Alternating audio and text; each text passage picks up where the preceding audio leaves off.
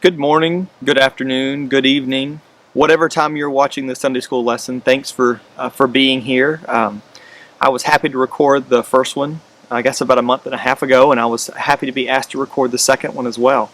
So we're going to be talking about Romans. We're going to get near the end of our study of Romans.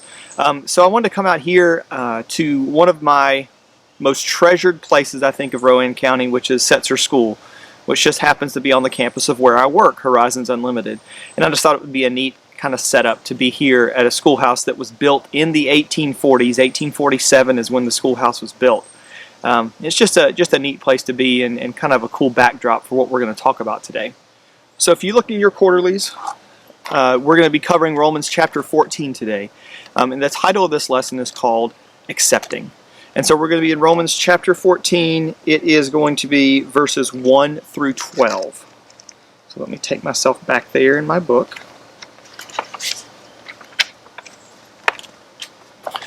So as I did before in the other video, I really think that discussion is a very important part of Sunday school, and kind of understanding from our own viewpoints what we're learning and asking questions and trying to learn is really, really important.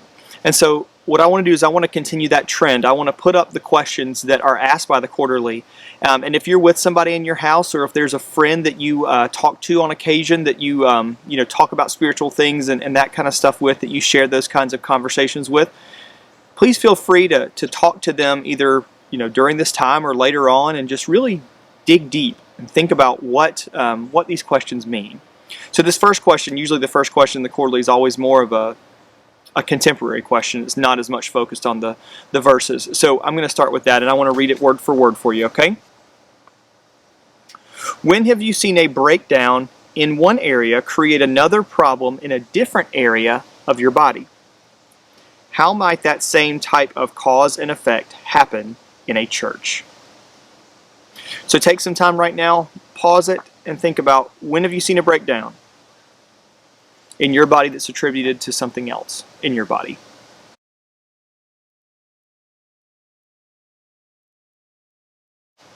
All right, so I hope that you enjoyed that discussion. I hope it led to some good conversation, maybe something pretty funny. We'll see. So what it's talking about is our body is made up of multiple systems: skeletal system, nervous system. There's so many things that all work together in harmony. And so that's the way our body is supposed to work. That's the way we're designed to work, is that all those systems, while they operate in different parts of our body, different organs, different areas, they still work together to make our body functional. We're able to survive and thrive. But when you think about one mess up in one part of your body can cause issues all over your body. And not just the major things. When we think about something wrong with your heart, or we think about something that's wrong with your kidneys or some major organ, it doesn't necessarily have to be that. But there are ways that when our body has a failing or an issue in one area, it's going to affect other places. And so what this whole lesson is about is that there were believers in Rome that believed one thing about the kind of food you should eat, the kind of people you should talk to, the kind of Christian that you should be. And there was another group that had the completely opposite feeling about the food and the people that you talk to, but they were both Christians. They were both worshiping God.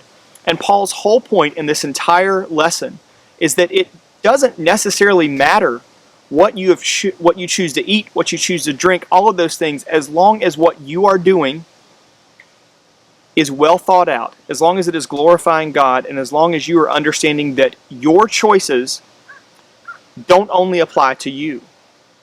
Your choices apply to everyone. Your choices apply to your relationship with God. Your choices apply to other people's relationship with God. So even though, I think there's an ant on me. Yep, sorry. That's what you get for sitting outside. So even though you may make a decision and say, well, it's not that big of a deal to me, if it affects other people, then that should bear weight on your decision. So let me talk about, let's just kind of get into it. We're going to kind of talk at the beginning part about it. So the disharmony that's happening in Rome is caused by two different things. So differing dietary habits is one thing, And then a special status given to certain days. So holidays, how they're celebrated. So what Paul is trying to say is there's a lot of judgment that's going on. And he's not criticizing one group over the other. He's criticizing both groups because both groups are viewing their viewpoint on certain holidays and on different food. They're viewing that as better. So they're looking at the people who view it differently and they're saying, well, they're wrong, or they're not good Christians, they're not following God the way they're supposed to because they're not agreeing with what we're saying. But what Paul is trying to say is, first of all, we are not the ones who are meant to be judges. One thing he's going to say in here is that servants can't judge other servants. It doesn't make any sense. And so he's going to use an allusion to that servant-master relationship that was more common back then to try to help people understand that if you're a servant and if they're a servant, you can't judge each other because you're both servants. You're on the same plane. That only God is the one who is equipped and able and will righteously judge. Another thing that Paul mentions in here is that the arguments that they're having are not theological. They don't cause an issue in your spirituality and your connection with God just by themselves. And so what he's saying is that you're not actually arguing about things that make a major difference in the spread of Christianity and the message of Jesus. What he's saying is all of these things are distracting you from spreading the gospel. And so you're seeing them as very important, but in the grand scheme, they're not. And what you need to be focusing on is spreading the gospel, not fighting with each other about certain things that don't really have a major bearing. So let's go ahead and read into the scripture. So we're going to start with verses 1 through 3. Okay? And I'll read those for you. Accept the one whose faith is weak, without quarreling over disputable matters. One person's faith allows them to eat anything, but another whose faith is weak eats only vegetables. The one who eats everything must not treat with contempt the one who does not. And the one who does not eat everything must not judge the one who does, for God has accepted them. So the first thing that Paul's going to mention in these verses is about food. And it's going to be connected to a story that he told in 1 Corinthians. When he told those believers, the food that you are worried about eating because it had been sacrificed to idols, or it had been dedicated, or was there to support idols, that food is still clean for you to eat. Because as long as you are not eating it to support that idol, then you're not doing anything wrong by partaking of that food. And so he's saying the same thing here to the Romans. He's telling them that, if your faith is strong and you're able to eat that meat without worrying about, how it was cooked or prepared or sacrificed or anything like that, that's okay. Because God has told us, especially in the New Testament, that all foods are okay to eat. And he's also labeling the people who were worried about that as weak, which is interesting because he is drawing a distinction between someone whose faith is strong, they're able to eat that meat, they're able to do those things without worrying about the preparation and the intent originally made with the meat. But he's also calling the other people who don't want to worry about that, he's calling them weak. And what he's saying here is that while some of you may be stronger in your faith, some of you may be weaker in your faith, and the weak people in their faith, mainly he's talking here about people who are nervous that the food wasn't prepared based on Old Testament rules. So they're going to be going back and saying, the Old Testament says we need to do this, this, this, and this, and that's not happening, we're not going to eat that. And Paul's saying that your faith is not as strong as others because you're still adhering to something that God has already said does not apply to us anymore. You're not Jewish anymore. You're now Christian. And if you're Christian, that means you're accepting the new changes to the religion, the new things that have happened, that Jesus has come and Jesus has changed so much of the tradition and so much of the rules that were in the Old Testament. And your faith should be stronger. You should trust in Him more. But you're not. So he's drawing that big distinction between the two. But again, the whole point of this is that while some people are strong and some people are weak in their faith, that doesn't matter. You need to be focusing on your own faith and not judging other people. So you being strong and you being weak, it doesn't mean that the strong should come over to the weak and tell them how weak they are and how terrible they are. And the weak shouldn't go over to the strong and say how ridiculous they are. Those things are not what's important. What's important is that you are not judging other people. You're not judging other groups because you're both striving for the same thing. You're both looking for the same thing. While it may be difficult for you to eat meat that was sacrificed to idols, it may not be for somebody else. And so judging each other, looking at each other and saying that either one of you is not correct or either one of you just doesn't know what they're doing is harmful to both of your faiths. And that's not something that Paul wanted seen in Rome. He didn't feel like that was necessary. Now the other thing he's talking about are days. And that can be referred to a bunch of different things, but the most common interpretation of this is not necessarily Jewish holidays, but Roman holidays, because a lot of Roman holidays is, if you have studied Rome's culture and Rome's mythology, basically they just took all of Greek mythology, put a toga on it. Well, I guess Greeks use togas too. Okay, put a little olive crown thing around it. The obvious thing we think about with Roman emperors. They put that on it and said, oh, this is our mythology too, this is our religion. So it's not really original. The names are different. It's kind of like Meet the New Boss, same as the old boss. If anybody thought that we couldn't fit a Who reference into the Sunday school lesson, it has just been done. But what Rome did is that they just took that religion. But they would also be very, very superstitious. You'd have lucky days and unlucky days. And you would have businesses that wouldn't operate on unlucky days. You would have the entire culture that would just stop if it was an unlucky day.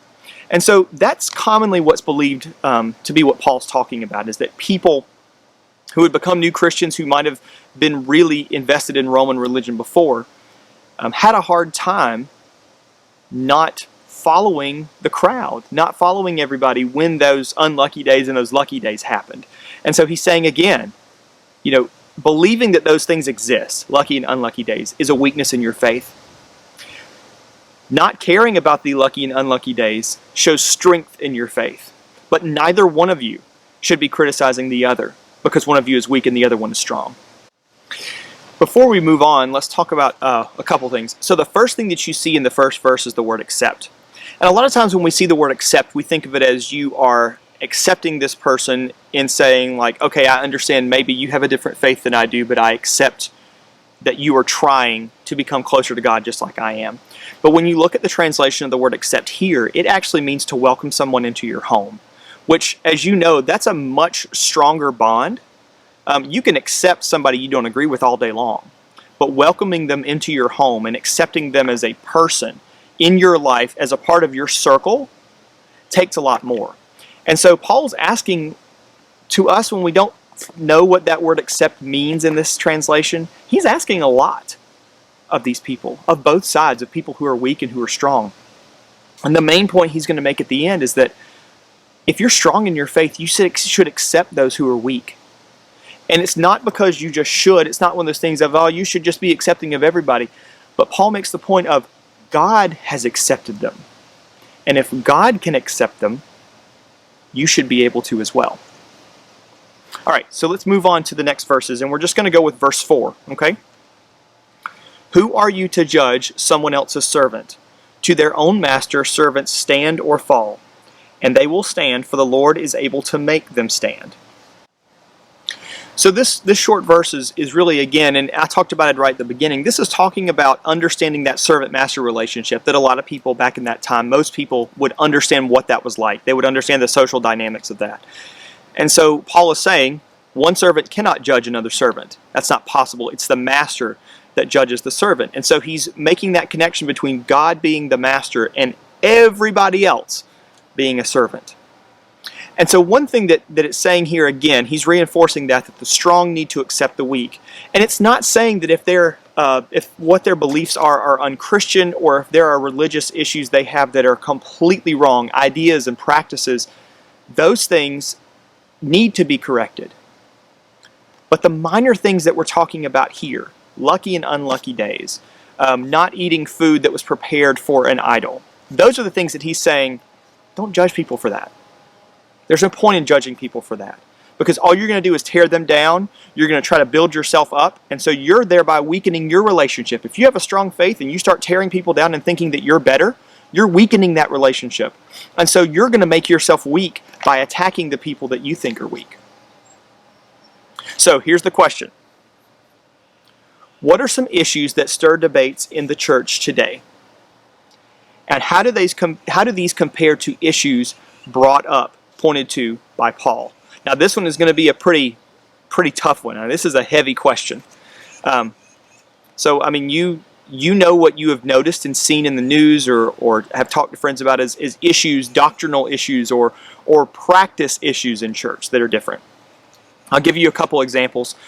You think about how we've always done communion, where the deacons come and they line up, and then we have a time of reflection, and the elements are passed out in the order that they're passed out, with bread first and then the cup first, and we read certain passages and we do that whole practice.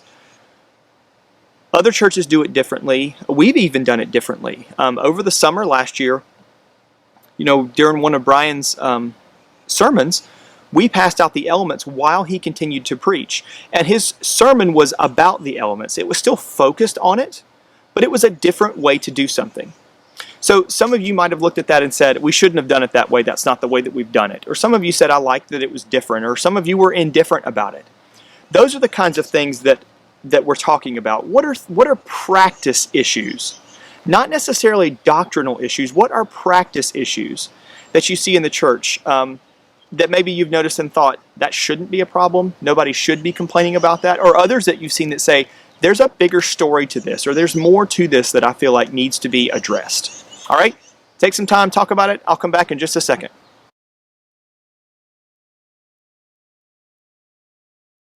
All right, so we're going to go ahead and move into verses 5 and 6.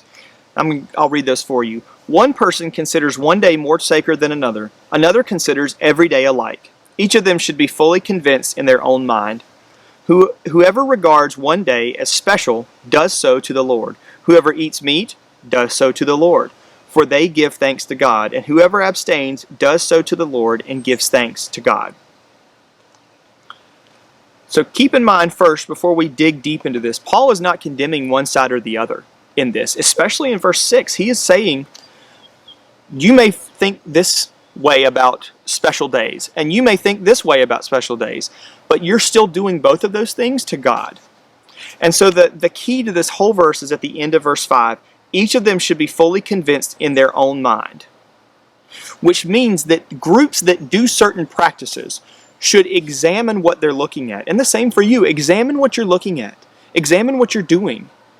And think to yourself, am I doing this for God? Is this glorifying God? Or is this taking attention away from Him? Is this taking attention away from the message? Is it really harmless? Or is it not? And Paul is saying the same thing here. If you're doing these things, giving thanks to God, or for God, to the Lord, then your heart is right. People may disagree with something. But if you're doing it for God, and if you have examined and prayed and talked about it with God, and seen that it is okay, that it's not raising a doctrinal issue, that you're not, refuting something that God said, then as long as you're doing it to God, then it's okay. And that's what Paul is trying to say here, is that you two strong and weak faith Christians may have an issue, something you don't agree on.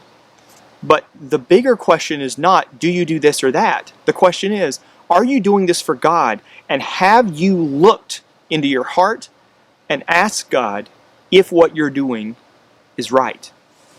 Okay, so let's go to verses 7 and 8. For none of us lives for ourselves alone, and none of us dies for ourselves alone. If we live for the Lord. And if we die for the Lord. So whether we live or die, we belong to the Lord. So again, this is the part that's very important. Because Paul is not saying, if you don't believe that one thing is wrong, then you just do it all you want to. You just go crazy. And if you believe that something is wrong, and you want to, abstain from doing something like that, you just go. Because what he's also saying is, while you may feel like those things are right for you in your heart, understand that any decision, any action that you make, doesn't just only affect you. It affects everybody. And you can say that with with anything, the words that you use during your daily conversation, how you have taught children and nephews and nieces and grandchildren, the things that you have said to them, actions that you do that you may not even realize influence other people, right? All of those things affect everyone.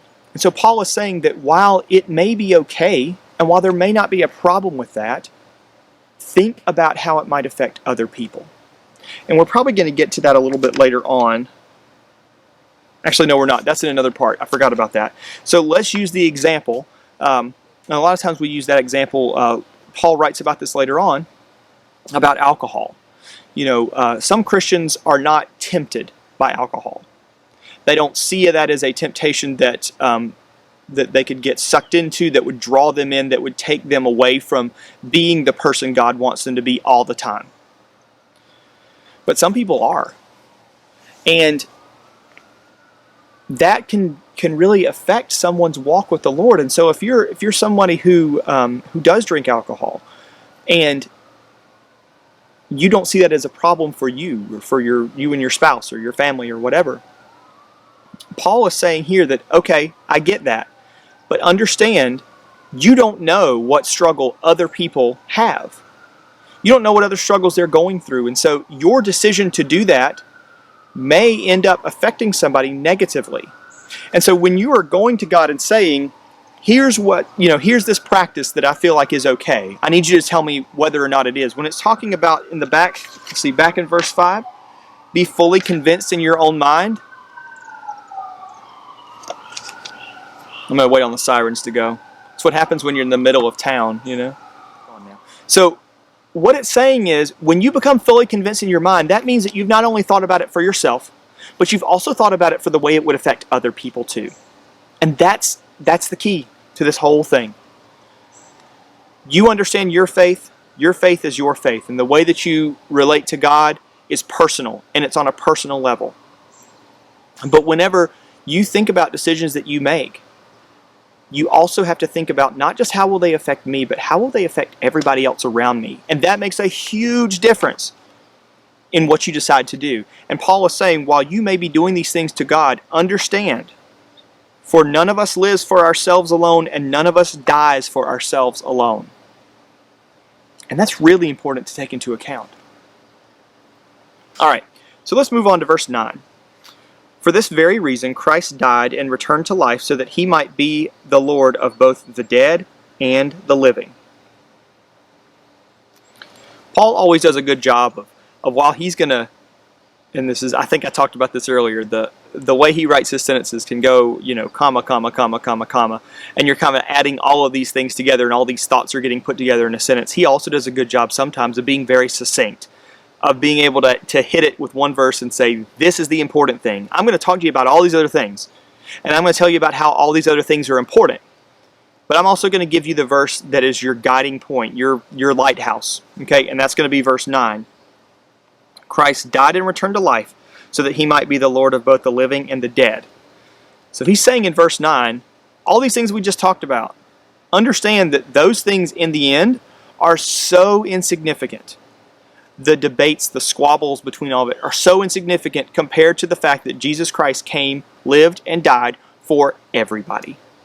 No matter if you are weak or strong in your faith, no matter if you're a Christian or not, Jesus still died for you, and Jesus still wants you to come to him.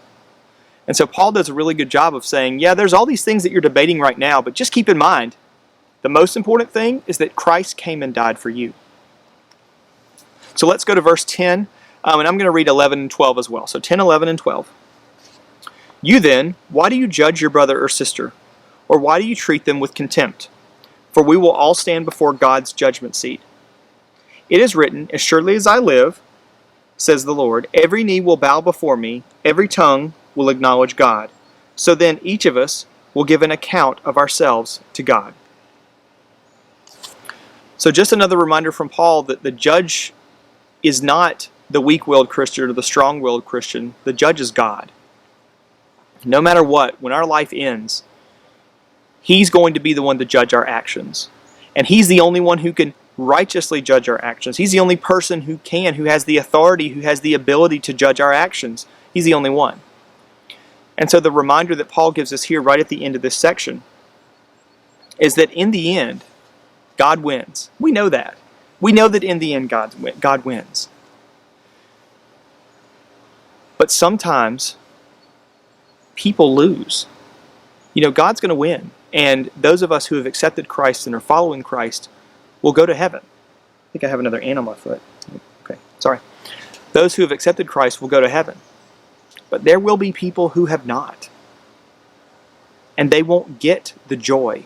They won't get the experience that we have. And so when you look at this and you say, look at all the things that these Christians were doing. They're not debating the best way to reach another Christian. They're not debating the best way to reach a non-believer. They're not even talking about how to outreach to people who are non-believers. They're fighting amongst themselves about non-doctrinal issues, about which day is lucky and unlucky,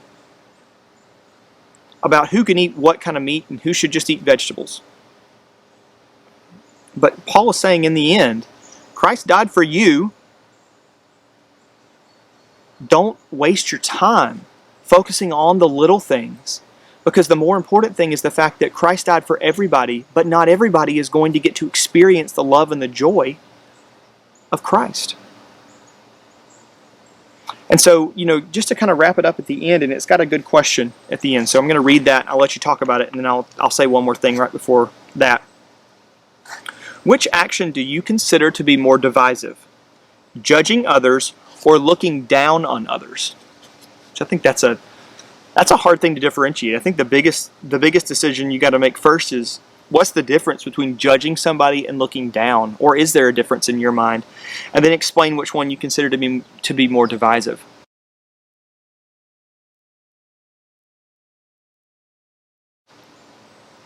We have an opportunity right now.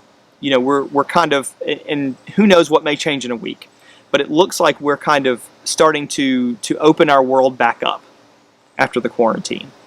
And hopefully that won't cause a second wave or that kind of thing. But we're starting to get back to, in a way, a normal process of life.